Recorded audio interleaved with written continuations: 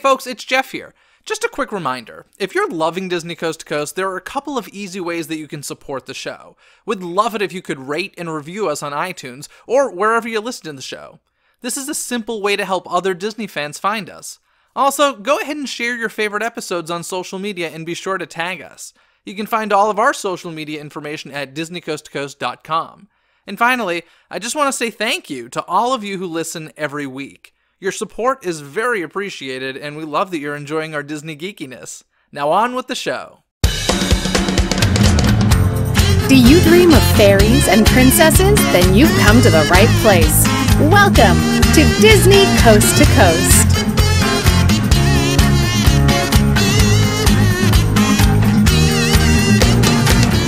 Hey folks, and welcome to Disney Coast to Coast, the ultimate unofficial Disney fan podcast. I'm Jeff DePauli, and today on the show, I recently got back from a short Walt Disney World vacation, and I'd like to tell you about some of the new things I experienced since my last visit this past October. But before I get to that, I'd like to share with you an interview I conducted with Mollee Gray.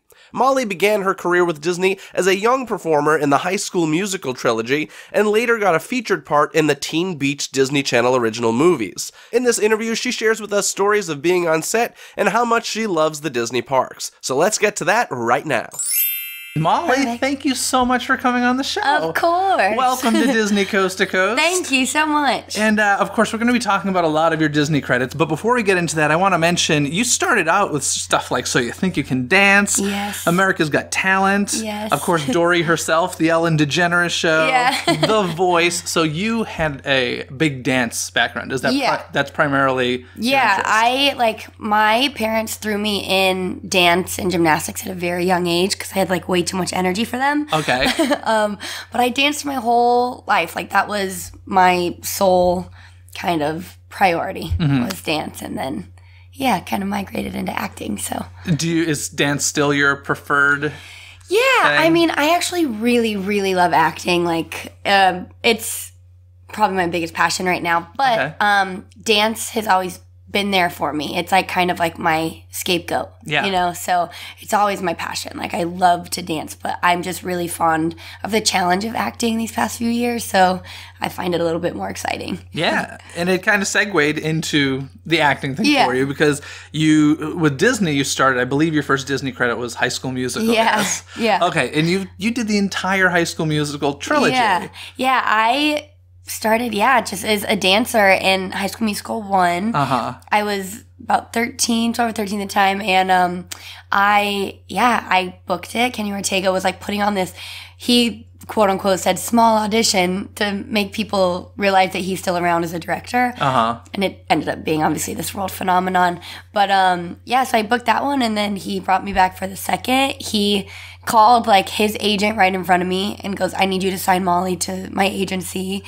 He has been kind of the sole person that really just segued my entire career to what it is. Wow. Yeah. That's incredible. Yeah, he's a really, really incredible human being. So you said he signed to his, does he have an agency or you said Yeah, signed so he called MSA, that's who I was with at the time. Okay. And was just called Julie and said, I want you to sign Mollee Gray for dancing. That's awesome. And I was like, this is crazy. I was so young. Yeah. At this time, it was during High School Musical 2. I was about 15.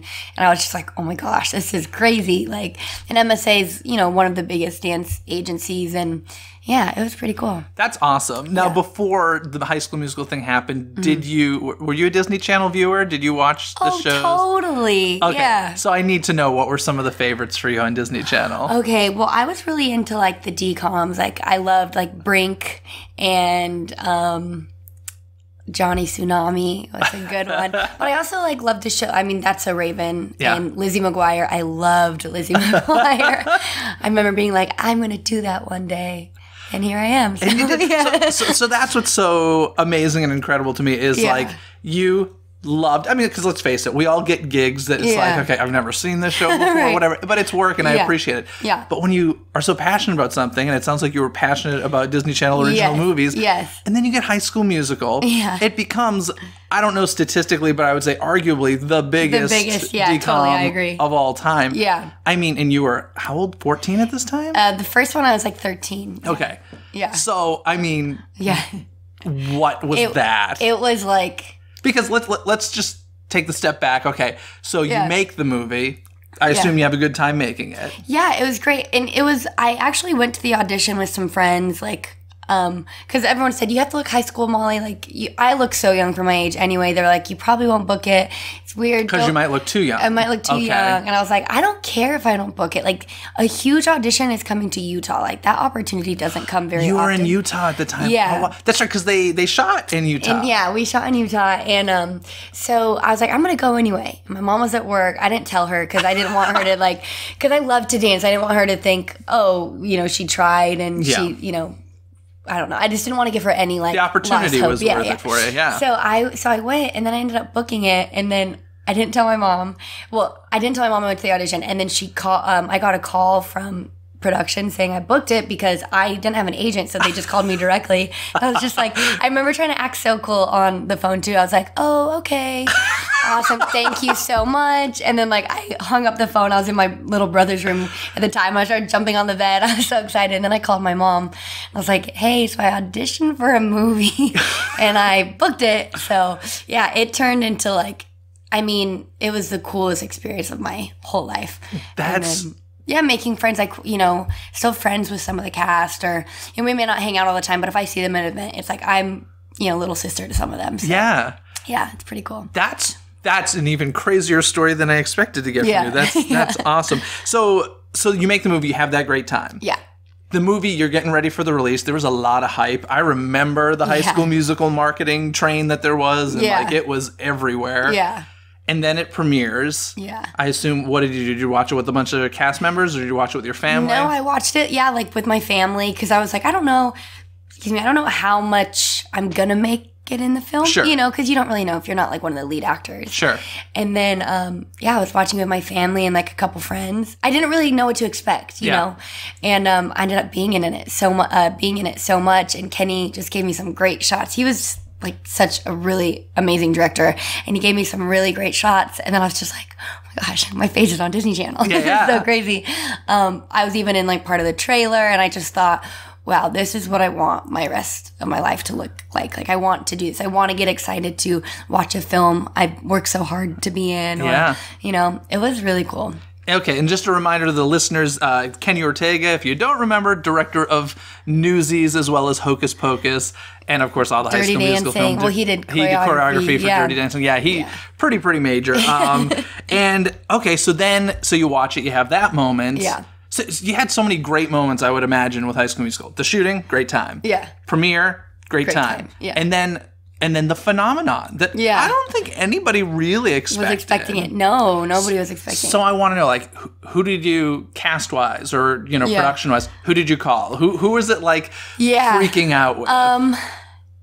You know what? We all, like, had a group chat, and we all kind of talked to each other, to be honest. We called each other. What was so good, too, is, like, the dancers and the cast were one. Mm-hmm. We weren't, like, oh, they're just dancers. Sure. And then they're the lead cast. The cast was really good about making, especially all the dancers who were in every single movie, we became a family. Sure. You know what I mean? So by the third movie, oh gosh, we were like we would meet up to go watch it. I went to the premiere, the big one here in LA for High School Musical 3, and that was just crazy. Yeah. Like, you don't expect it, and you don't see yourself as somebody, especially the cast, they don't see themselves as somebody that just, like, overnight turned famous, because, they're still the same people. So all of us we go to the grocery store when we're filming, and then suddenly it's like, oh my God. Yeah. It was a big change, probably, especially for the lead six, but it was just crazy. We called each other. We met up with each other. Yeah. It's funny because, like, whenever I do, like, anything that becomes legitimately something, to me, watching it or hearing it or whatever, it automatically feels like a home movie. Oh, I'm like, totally. It doesn't feel like a major motion picture or anything. Yeah. Like, it just doesn't feel real. Yeah, no, it doesn't at all. That's so funny. The best is, like, watching the movie and, like, recognizing, like, how good it is, but sitting with the cast and the dancers and saying, oh, remember, like, I was waiting off camera right here because I had a sprint on, or, like, those type of memories is really fun. Yeah, it's interesting because you can never watch High School Musical without all these other, like, preconceived notions about it. So that's really cool. And I would imagine, as you mentioned, like, between 1 and 2, so much changed for everybody. Yeah.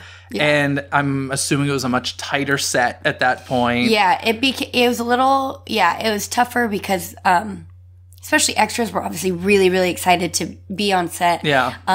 So it was a little bit tighter at times to maybe open the doors to a bunch of extras coming in at any time. Sure. If we were filming like an intimate scene, or if there's an eye line that, is right in front of the cast, we asked that none of the extras would be there because you could tell they were just watching rather than being involved in the movie. But gotcha. Yeah. So of the three, was there a favorite one that you shot?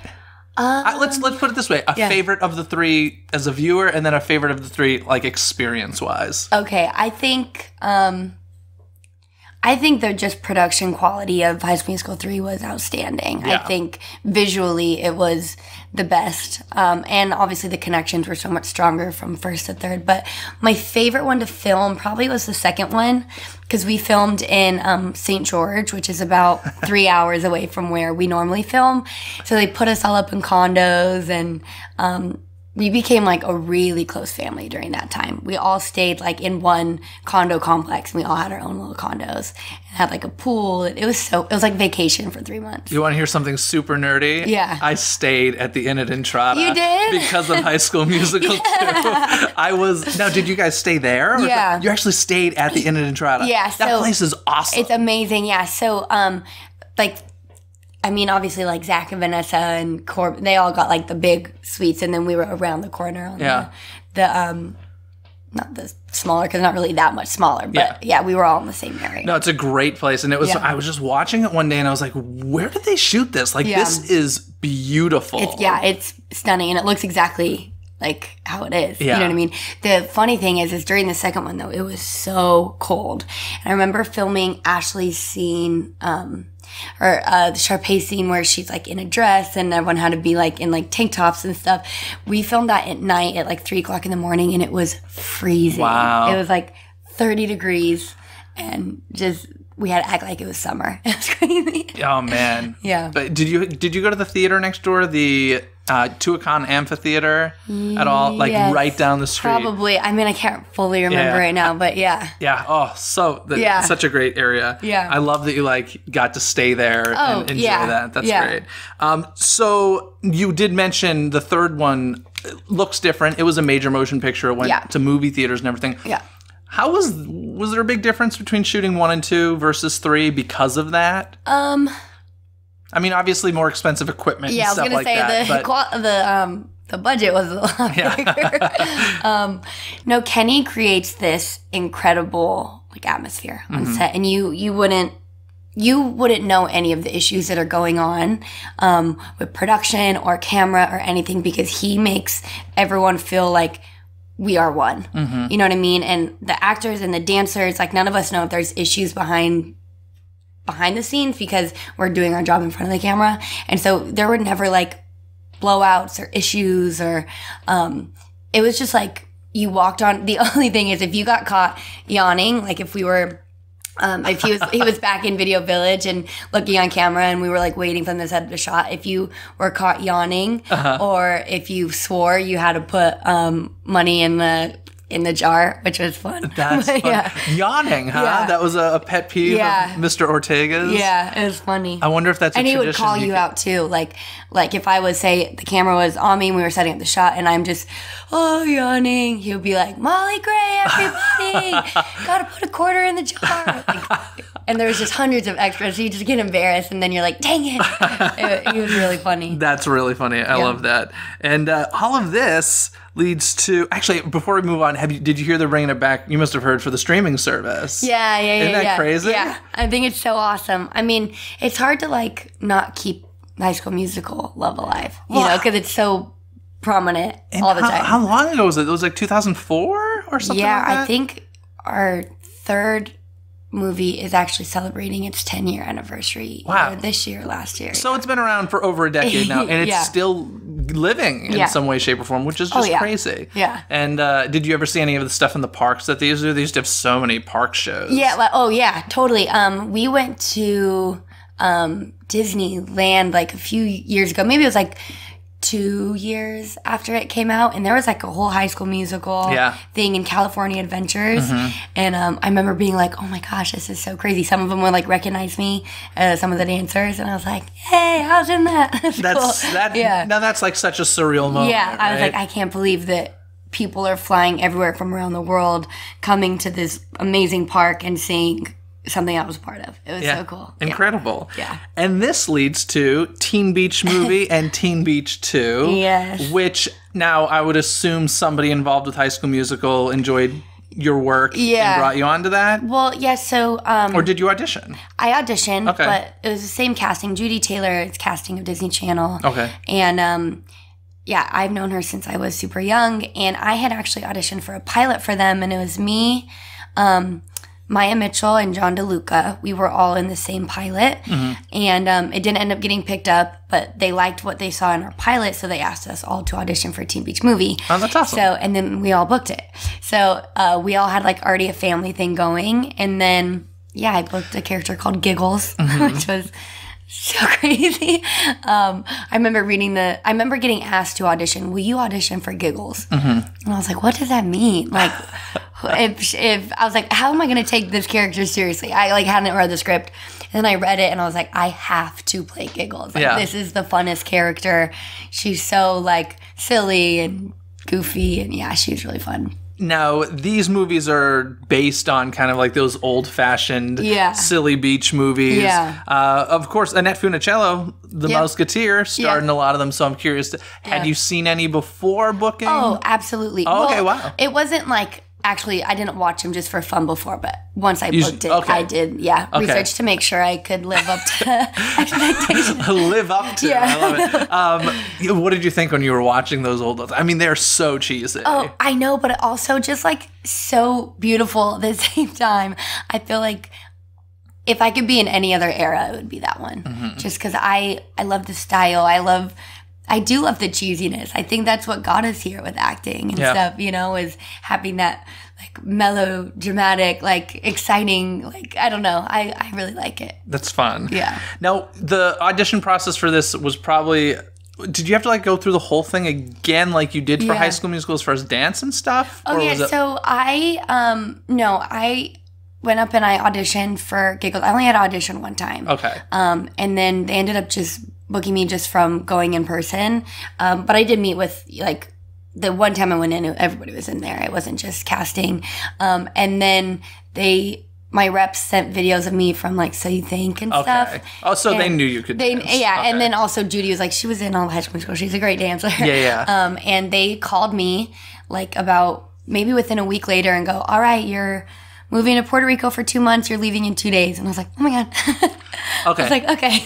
So watching these movies, like, the locations are so beautiful. Gorgeous. You apparently just do movies where those shooting locations are gorgeous, because I was watching and I'm like, oh my gosh, these are some of the most beautiful beaches I've ever seen. And IMDb, and I'm like, oh, it's Puerto Rico. So you went for 2 months. Yeah. So they had started rehearsals in LA for the first movie, but I hadn't even auditioned yet. Okay. So they were just working with like dancers and stuff. And then about a month into their rehearsals is when John and I get booked. And I was actually the last person they booked to fly to Puerto Rico. So they were then in rehearsals already in Puerto Rico, but they were like, oh, but you're a dancer, you could pick it up. So I get there and there's already all these numbers that are done. But we filmed, in Puerto Rico, we rehearsed and filmed, and right on Governor's Beach. It's so beautiful. Yeah. So how long is the rehearsal process? Because there are major motion pictures where there's no rehearsal. Yeah. It's like the actor's job is know your lines, get there, and we'll practice one and then shoot. Yeah. That's really typical. Yeah. Obviously a musical. Yeah. Big difference. Yeah. So we don't really rehearse. I mean, we get on set and do our lines and stuff if it's a dialogue scene, but there's so much dance scenes in musicals, especially in Teen Beach Movie. And Jeffrey Hornaday, he was our director, really wanted to get the essence of the kind of like West Side Story type feel between the surfers and the bikers, like the jets. And so he was very specific with camera angles. So what we would do in rehearsals, we'd learn everything, and then we'd bring in like a camera and film it how he think he'd want it. And then if depending on how it looked, sometimes we'd have to change the whole routine because the camera was so important. Yeah. So it took a long time to rehearse, but I mean, we made magic, so it was worth it. Yeah, so you kind of had like that phenomenon twice because then that one hit Disney Channel and that one blew up too. Yeah. And then now you have a bigger role. Yeah. And you're just like, I'm just gonna make Disney Channel original movies the rest of my life. I like, know. This could be pretty cool. This could be a lifelong gig. Let's do it. Any fun on-set stories with that one, or any secrets you got? Yeah, gosh, our cast was so fun for Teen Beach. Okay, we had a lot of daredevils, like John, he plays Butchie, he's like really muscly. Ross, he's a dancer too, but he's just a prankster. Oh, gosh, we had so many pranks go on set. But there was also these really, really large iguanas that were like really large, not just like cute little tiny lizards. And our trailers were there, and we had realized that there were iguanas that would dig holes, and the boys thought it'd be fun one day to try and catch one. Oh no. It was not a good idea. It's probably illegal as well. Yeah, so they like grabbed it and it scratched. I can't remember. I think it was John, and Disney was so frustrated. But we were just like, we're so sorry. We didn't realize they're like, wow. But you know what? I didn't need to be the one to apologize. But I remember saying, John, you didn't think it was massive. It was easily like the size of my torso without the tail. Yeah. And then these claws, and I think he was just trying to be like macho man. But I think he definitely regretted that. Yeah, that's probably a bad choice. Yeah. Now Jordan Fisher, of course, is blowing up these days. Give us some so Jordan. Proud of him. Give us some dirt. Come on. I mean. He. You know what? I wish that there was like some sort of dirt because, man, like Jordan is the perfect person that like you'd love to hate because he's handsome. He's like so talented. He's so generous. No, he is honestly one of the best humans. Like he's such a great friend.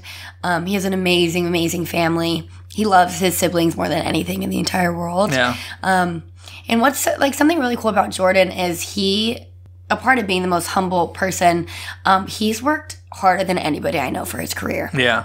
Like he was not given anything, and he came from a life where he had to make his own opportunities, and he really just took it by the horns, and he deserves everything. And he trained in dance, like he trained in singing. He didn't just like wake up and go, oh, today I'm going to try dance. Like he is a very well-rounded person, and if anyone deserves all the success that they're getting, it's definitely Jordan because he's so sweet. It's nice to hear that, and I'll say I was at TV taping with him, and like during commercial breaks and stuff, he just seemed what you said, so grateful, like he was having the time of his life. And I was like, I just love to see that because you know, you get jaded so quickly and you take it for granted, and he just didn't seem that way at all. No, he also has really good parents too that keep him grounded, and that's awesome. Yeah, he's great. Now, I remember back in the day on the Disney Parks Christmas Day Parade, to promote Teen Beach Movie, they did a number. Were you part of that? I was. Yeah. Okay, so this was a Disneyland park, I think, right? Yeah. Did you grow up? When's the first time you went to Disneyland? I hope it was before High School Musical. No, it wasn't. Or any Disney park. Yeah. Had you been to a Disney park? No, before? so I have been.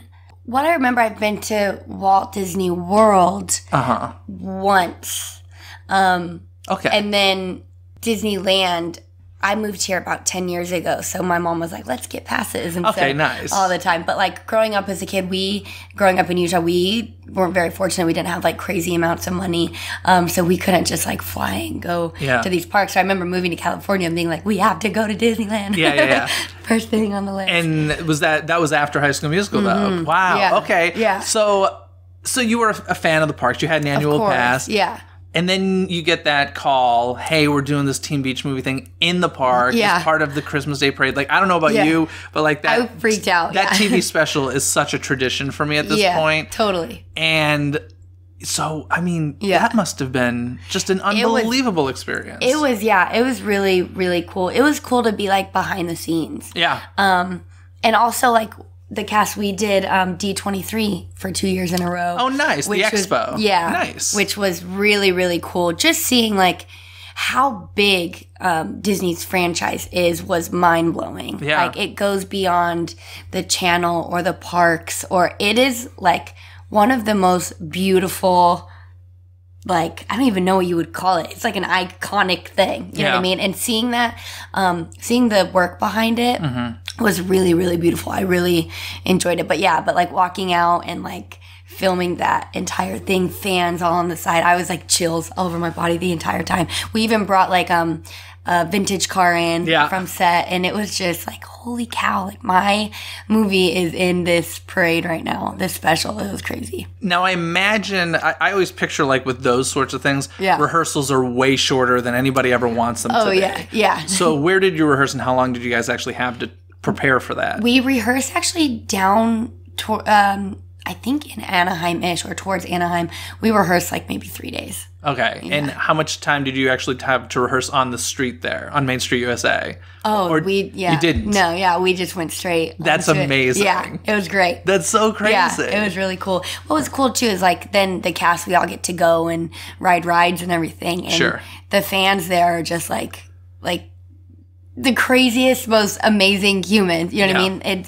It was cool to like perform and then walk off, go change, and then come out with everyone and go on rides and like appreciate everyone who's there. You know what I mean? It didn't feel like we had to go there, perform, and then like get taken away. It felt cool to be a part of. It's a fun day of work when you get to perform at Disneyland. But it's there's always a fun little buzz around the parks whenever it's a day where they're shooting, and they often don't announce it. It's often just obviously you guys know you're going to be there, but you show up to the park and it's like there's cameras and you're like, oh, this is going on today. And it's kind of like this even extra magic you know happening at the park that day. So that's super cool. That's cool. You mentioned the expo. Have you done the expo not going as talent, or have you ever just gone and experienced it? No, I haven't, but actually I was just you should come this year. Yeah, I was just talking to somebody, I can't remember who it was, saying I just want to go. You should totally come this year.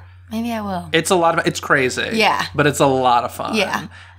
What years did you do it? It was right when Team Beach movie released. It was about was that like 2014 or something? So what year? Yeah, 5 years ago. Okay, and the expos would have been 2015, 2017. They're every 2 years, so 2013, 15, 17. So probably 15 and 17? Yeah. Okay. Yeah. Cool. Or 13, 15, I can't remember. Okay. Awesome. Now, obviously, when it comes to Disney, they're all over the place, so there's so many fun marketing opportunities. Yeah. Like the parade and such. Yeah. I'm curious, were there any others that you really enjoyed that you got to go on? I think it's just like nothing in particular. It's just, it's hard to even like say in words how like when you're in a situation like that, just the only thing that you're thinking of is gratitude. Yeah. You know what I mean? And it's every like walking down and grabbing a water. It's like even cool in that moment because you're living the same situation in a different light. Yeah. You know, which is, that's awesome. Yeah. Now, for the Radio Disney Music Awards, you went there. Was that to promote the film, or what were you doing there specifically? Yeah. So we, the cast, we promoted the film, but we also gave out an award. Oh, cool. So yeah, it was the actors of the film. We came out, and that was really cool. And then, which was cool because they go, all right, as a thank you gift, we will, if you would like to, you can go to Disney Alani. Will send you to Alani. You went to Alani? Yeah. Isn't it amazing there? I was like, like you're giving me this amazing gift for if you want. Yeah, like wait a second. Who said like, no? I know. And I'm like, that's why I was like, I couldn't believe it, and it was for 4 people. That's phenomenal. Yeah, and I was like, you are giving me this amazing gift when you already gave me the gift to be able to present at Radio Disney Music Awards. So I was like, wow. Man, this is just incredible. I just did an entire episode all about Aulani, so I'm curious, what was your favorite part? I mean, the atmosphere. Like, there was nothing that wasn't, you felt like you were in, like, Hawaii. Well, you were. Well, yeah, but it felt like very cultural. There it is. I was like, what's the word? Cultural, exactly. Yeah. And then it was so fun because like Mickey and Minnie, they dressed up in like you know, like leis and Hawaiian shirts, and the breakfast in the mornings were so nice. That was one of my favorite Disney trips ever, and I'm not a relaxing person. I'm not very good at that. Yeah. Aulani was just like, completely took me to another world. I loved it. I loved it. Oh. I think my favorite Disney trip, though, is I did the Disney cruise, the 7-day. And that's when I started, like... Was that just for fun, or did... I was doing work for Team B. I went and did, like, a a meet and greet. Okay, and cool. Stuff like that. But those are the best cruises because you don't pay for them. Right, exactly. But also, like, I was going and I was like, I wonder if there's just going to be kids everywhere because it's Disney, or is it like, am I going to have my moments to be with adults? And this is when I really fully came full circle with just like so much respect. Is you have like the people who were working on the ship were the most respectful human beings I have ever encountered with. Like, see, you could never be frustrated. There was nothing that went wrong. Yeah. Even if something, so we weren't able to go to the private island because there was a storm. But you would think that everyone would be like so disappointed. But suddenly there was like double the amount of crew. They gave like a whole round of like their whatever the drink was of the day. Everyone got a free one of those. They did an extra dance class. Yeah. And it was just like so quick. It was like, I want to go on one again. They're pretty much masters when it comes to customer service. So that's good. But yeah, no, the cruise is fun. For me, I always, just because, I don't know, they're both such crazy magical vacations. I always ask people, would you prefer the cruise or Aulani? For me, it's Aulani. It sounds like cruise for you. Cruise for me, for sure. Yeah. But I also like that, like, there was an adult area and then the kids, which I like talked to some of the kids too, and they were like, I'm glad my parents are dropping me off because they create this little like Mickey Mouse Club, with these kids, and they get to, kind of do whatever they want too. Yeah. So it's really cool. I want to take my siblings and my family. My favorite part was the stage shows every night. Like, they'd have a different production all the time. Yeah, and like really good too. Yeah. That's awesome. Yeah. So that's an amazing marketing opportunity. That's Aulani and Teen Beach Movie. I mean, and the Disney Cruise for Teen Beach Movie. That's incredible. Yeah. I love that. Mm-hmm. Of course, also on Disney Channel, you did Austin and Ally. Yes. Now, where did that fall between High School Musical, Teen Beach Movie? So that actually was right after Teen Beach Movie 1. I did Austin and Ally with Ross, which was super fun. And then we did Teen Beach 2. Well, because I had done like a bunch of the Disney shows as a dancer too. Okay. Shake It Up, just a bunch of them. And then, but as an actor, after Teen Beach 2, I then did an episode of Best Friends Whenever. Okay. And they were going back into the 60s, so they wanted to do like something similar because Teen Beach Movie was in the 60s. No, they went back to the 70s, but Teen Beach Movie was in the 60s. So they brought me in and I got to play this like roller girl that they find when they go back in time. And that was really fun because I had like really crimped hair. I got to roller skate around. I got to talk like really excited. Like, I don't know. It was just a really fun character to play. But yeah. That's awesome. I also loved the fact that this is a hard thing to do. A lot of people can't do this. You crossed the Disney Nickelodeon line and did Big Time Rush over Nickelodeon. And I say this with all the sincerity in the world. There are very specifically casting folks at Nickelodeon who we want people that don't look Disney. Like, they just want to differentiate themselves, and it's a different vibe. And you did Big Time Rush. Yeah. Anything else at Nickelodeon, or? I think that was like, the bigger... Yeah, just like as a dancer, but Big Time Rush, I had like a part, I mean, seriously, so many people try to make that transition. I don't know if it's a transition, but try to work both. Trying to do both, And it's a tough thing to do. Yeah, so. And it's like, I do have a very Disney look. Yeah. But with Big Time Rush, it kind of worked, kind of the girl next door, but also they dressed me a little more edgy. Yeah. Like darker colors. And, orange. Of course. Of course. Nickelodeon. I love Nickelodeon. It's funny because, like, as much as I love Disney, I didn't grow up with Disney Channel. Yeah. You're younger than me, so it was probably always, like, part of the normal cable package. But when I was a kid, it was a separate pay situation. Okay. So I didn't have Disney Channel except for the free trial. So I really grew up as a Nickelodeon kid. And I love Disney Channel, but I love Nickelodeon just as much. Of course. So I love when I see people working both, but it's such a different vibe. Yeah, it's totally. Very, very interesting. Why don't you tell me about some of the stuff you're working on more currently? Yeah, so kind of been not really breaking out of the Disney, but just kind of moving forward with some of the content I've been doing is a little bit more complex or more maybe adult. A little, so I did a couple Lifetime movies, one called Double Daddy, which becomes phenomenons as well. Like those Lifetime movies, I'm telling you, between Lifetime and Hallmark at Christmas time especially, people are obsessed with those things. Yeah. So I did 2 Lifetime ones. Double Daddy, and then A Night to Regret, which A Night to Regret is still playing right now on Lifetime.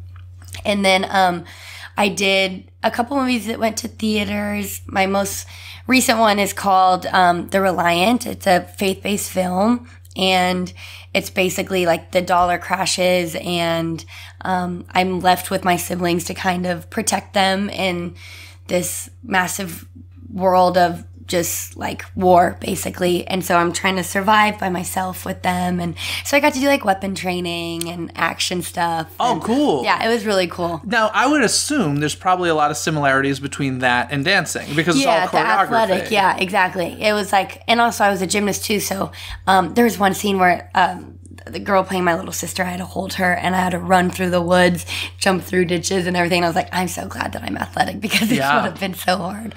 But yeah. Wow. My dance training definitely comes in. What weapons did you use? I just used a handheld rifle. No. Oh, wow.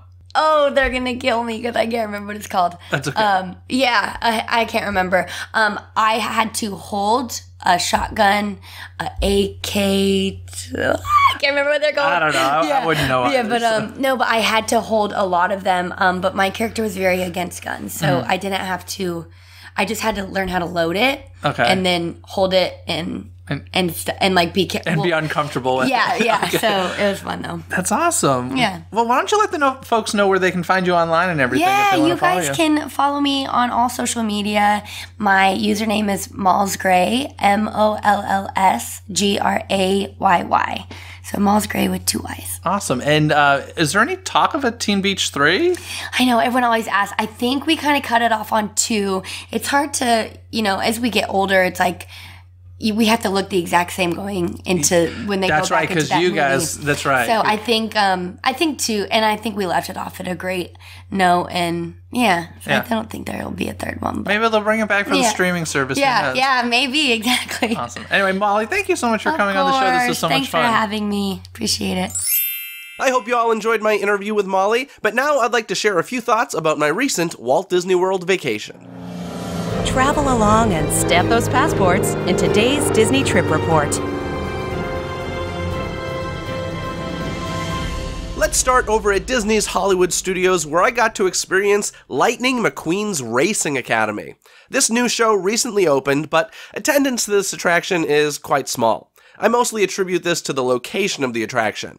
Is the attraction great? No. But is it bad? No. It's a fine enough show, especially for younger Cars fans. Frankly, my 2-year-old nephew Gabe would probably lose his mind over it. But this new show really is located in what feels like a backstage area of the park. Frankly, that's exactly what it used to be. It's located behind the Rock and Roller Coaster, which already feels like a backstage area to me. The premise of the show is that we see Lightning McQueen training on a simulator.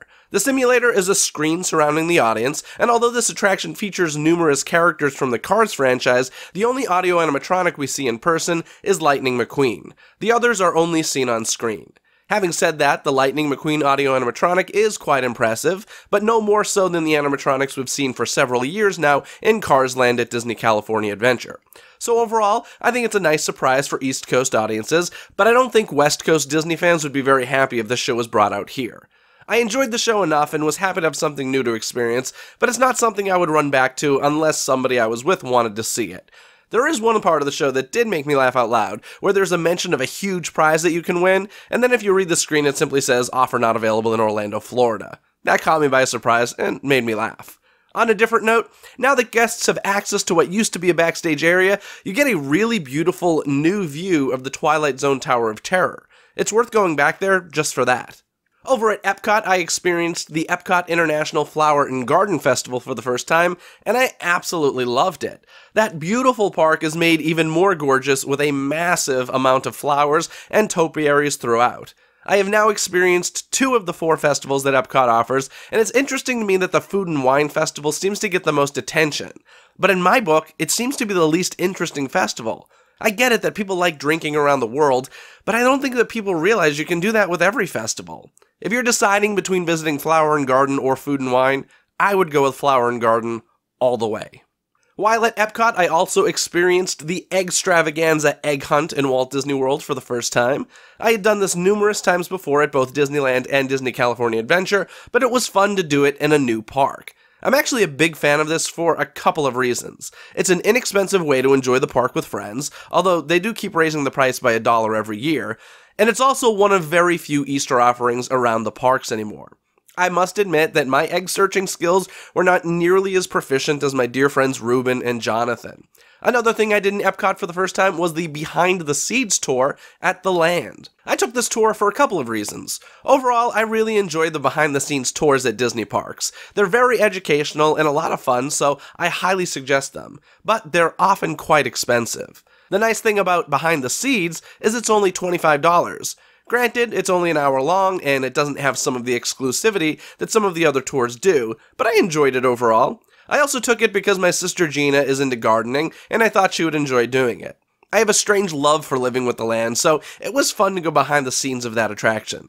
Speaking of my sister Gina, she had never taken the Beverly Challenge at Club Cool, so of course I made her. She was truly worried about this gross taste test challenge, but after doing it, she thought it wasn't all that bad. My sister Andrea had tried it the month prior for the first time, and felt the same way, so I had to give it a go just to make sure the recipe hadn't changed, and I'm here to report that it is still indeed revolting, and that 2 of my sisters have broken taste buds. Over at Magic Kingdom, I did get to experience Move It, Shake It, Mouse Get Dance It for the first time. Now, I won't go into too much detail here with this since the Season 6 premiere of Disney Coast to Coast was all about this street party, but I'll say that my opinions of it in person versus just watching video are about the same. It's a fun street party that I don't particularly enjoy as much as some of the predecessors, but I definitely like more than the Castle Stage Show.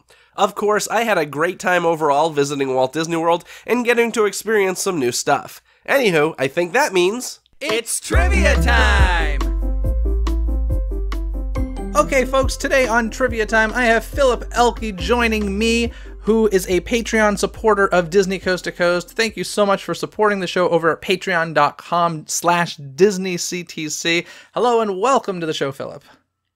Hey, Jeff. Thank you so much, and it is my great pleasure to be here and be a supporter of Disney Coast to Coast. Well, thank you very much. Why don't you tell folks a bit about your podcast that you do? Oh, thanks, Jeff. I actually record a little podcast called The Thodcast, Conversations about Animation. You can visit us at thodcast.com, THAWEDCAST. Actually, the name is inspired by a certain Disney animated film, Frozen, which I'm particularly obsessed with. You are very obsessed. You have tattoos of Frozen. Yes, I do. Yes. Yes, tattoos of Anna and Elsa, my prized pieces of art. Well, I've avoided having a Frozen trivia time with you because I'm just too scared that it'll be too easy for you. So today we're talking about Disney Channel on Trivia Time. So Phil, would you like to hit me with a question first, or shall I hit you? Mind if I hit you? Sure, let's do it. All right. So, Jeff, most Disney Channel original movies are available on home media. Originally, like with theatrical films, the DVD release followed the movie's air date by several months. But now Disney has shortened the wait for the DVD to just 1 week, although I'm sure digital purchases are likely far more common nowadays. What was the first Disney Channel original movie to receive a 1-week DVD release? Well, we read the same page about Disney Channel, and I wish I remembered. Was it like Cheetah Girls? Or did I make that up? I'll give you a hint. It was 2009. 2009. So about a decade ago. A 1-week turnaround. Is it one of like the more famous ones? Yes, it's actually the 4th highest rated DCOM. Oh goodness. Was it Teen Beach Movie? Close. Teen Beach I think 2? that's the 3rd. Or no. I don't think it was a High School Musical thing. Oh, I have a feeling it's going to be one of those ones I'd never think of, but you'll say it, and I'm like, oh yeah, I remember that one. So what is it? It's actually starring 2 very prominent actresses from Disney Channel. Selena Gomez and Demi Lovato. Oh, that does not help me at all. Okay. Which one is this? 2009's Princess Protection Program. Never even heard of it. Oh, no way. That's like one of the very few I've actually seen most of. Oh, really? Is it so it's good? Or are you just fans of theirs? It's okay. Like, my sister had it growing up. Okay. And so we watched it as a family. Yeah, and it was actually also the first DVD or first DCOM produced in HD widescreen. Oh, that's actually more interesting to me. That's cool. Princess Protection Program. It sounds like something that it didn't get a sequel or anything, did it? I don't remember it too, but it sounds like one that would be like a massive hit. So I'm a little surprised. I don't believe so. Yeah, I mean the two stars obviously went on to become just massive pop culture icons. So yeah, maybe this might have been. Hey, now's the time then. Like if they can work out those schedules, it might be time for a sequel to that. Absolutely. Well, my question for you is, in 2016, Disney Channel celebrated its 100th Disney Channel original movie by playing the 99 other movies before the 100th premiere. What was the title of the 100th Disney Channel original movie?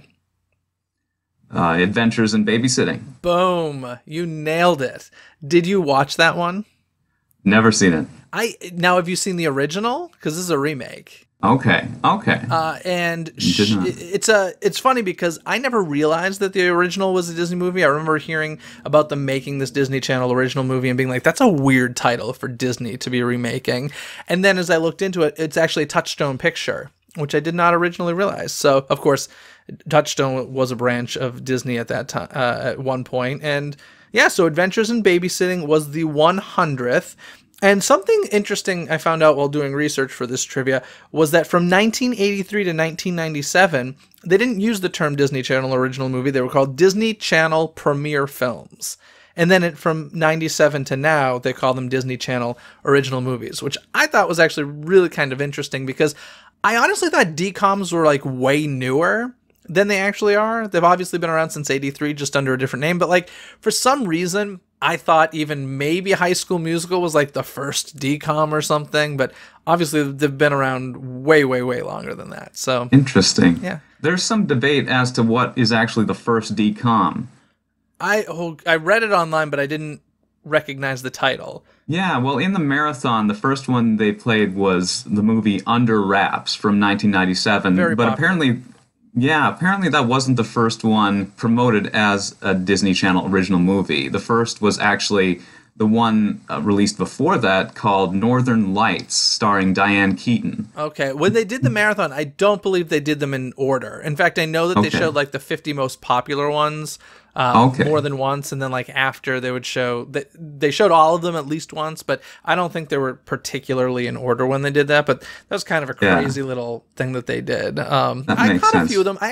That was the first time I watched all of the Halloween Towns. I had never really seen them, and I know that they're tremendously popular, so I DVR'd them all, and I banged through all of the Halloween Towns because of that marathon. So okay, cool. There may actually be a distinct reason why they decided not to show Northern Lights or include that one.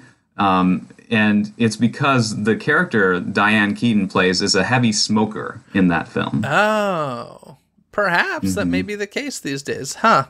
Yeah, since 2007, Disney's had a policy to not depict smoking in their films.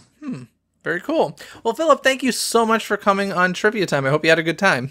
Thanks so much, Jeff. If you'd like to become a guest on Trivia Time, just like Philip, head to patreon.com/DisneyCTC to find out how, as well as checking out the other rewards you can get by becoming part of the DCTC community. That's patreon.com/DIZNEYCTC. You can also find a link over at DisneyCoastToCoast.com, where you can also sign up to receive our monthly music playlist and find our social media links. So head over to DisneyCoastToCoast.com, and other than that, folks, have a magical day.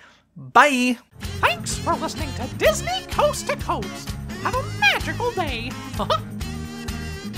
Disney Coast to Coast is produced and hosted by Jeff DePauli. Learn more about the podcast and become a supporter at DisneyCoastToCoast.com.